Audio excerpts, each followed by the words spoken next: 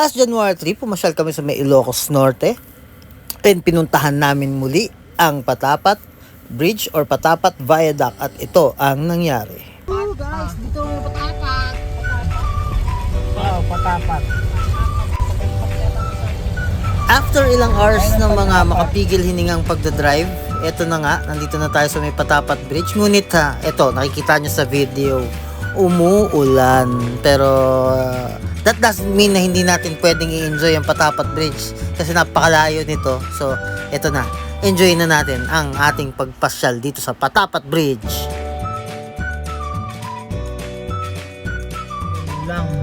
Umuulan dito sa Patapat.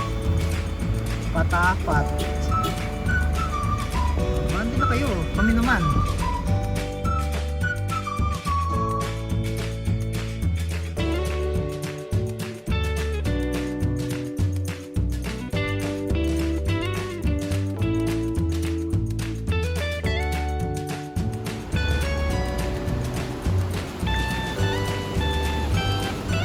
Welcome to Patapat Bridge. At yun guys, ito na, nandito ako sa may Patapat pero ayun, umuulan. Guys, napakaganda ng bridge na to, no? Ayun, no? Wow! Oh. Diba? Kahit umuulan, tuloy-tuloy lang.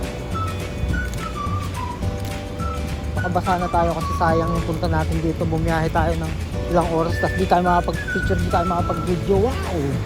Diba? At syempre, hindi natin palalampasin ang pagkakataon na may pasyal si Bling Jing. Si Bling Jing, yung Shih Tzu namin.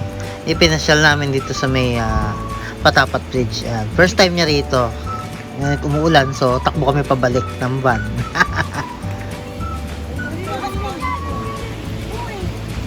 So, dito na kami sa may Patapat Bridge.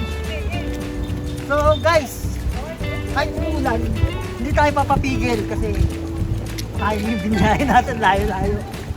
So, ito, guys, umuulan. Maambon pala. Hindi na tumipigil, kaya hindi rin tayo papapigil. Ulan lang yan.